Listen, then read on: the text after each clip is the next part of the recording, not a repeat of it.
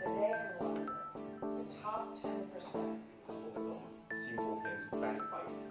Society part of it.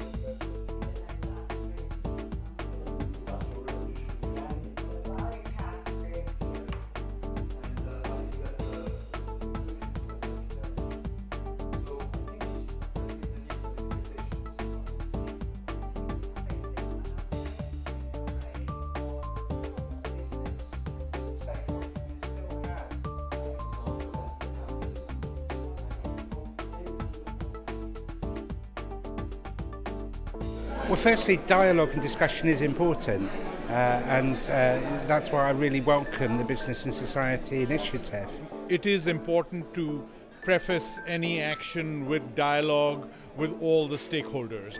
Well, looking out on the City of London, as I am here with the iconic St Paul's Cathedral, I have to think of financial services, and at the heart of it is thinking through more and different models of financing for the long term, particularly for the long-term infrastructure that cities are going to need, because if the projections are right and we get a population of 9 billion by 2050, and also we 70% of us are living in cities, then that is what we have to focus on, is the financing for sustainable urban development.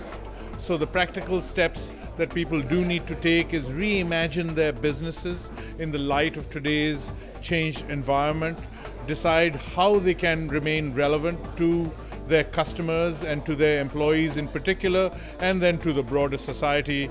And there are actually lots of different things that we can do where, for example, public-private partnerships we've been talking about. We've used over 1,000 of them here, but that's at government level.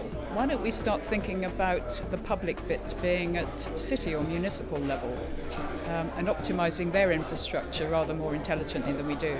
We need people in business and outside of it to understand the changing role of business itself in a changing society. But there are practical actions. I think many businesses don't really understand what their impacts are, which is why there's been such an important emphasis on transparency and reporting, voluntary in the past, new European legislation in the offing and in other countries around the world. So reporting is key.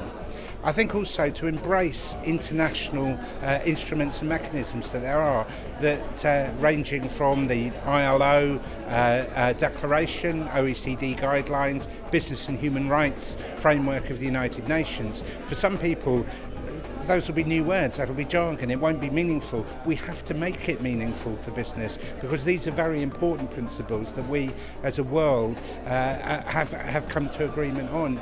But I suppose most of all, don't just talk about it, don't just strategise about it, don't just publish policies about it, don't just go to conferences to talk about it, even ones like we're in today. Show how the new understanding and the policy changes business, how your business has changed, how its behaviour has changed, how its performance has changed. And in doing so, you will not simply strengthen those changes, but you will also convince and bring confidence that business really is socially responsible. What we're going to do next is twofold. One is we're going to take this program into a number of European capitals, because we think it's really important that we can address this issue on a pan-European basis. We believe that the combination of European culture is going to give a better outcome to this program. The other thing that we are going to do is we are going to run a number of roundtables in London and discussion groups in order to come up with practical outcomes in terms of how we can actually do it. We're going to be focusing on a charter for boards. Boards play an essential role in steering our large businesses, many of which are bigger than most national economies the world over. So the judgments and the decisions they reach are critical. How do boards see the key relationships that will drive future business success?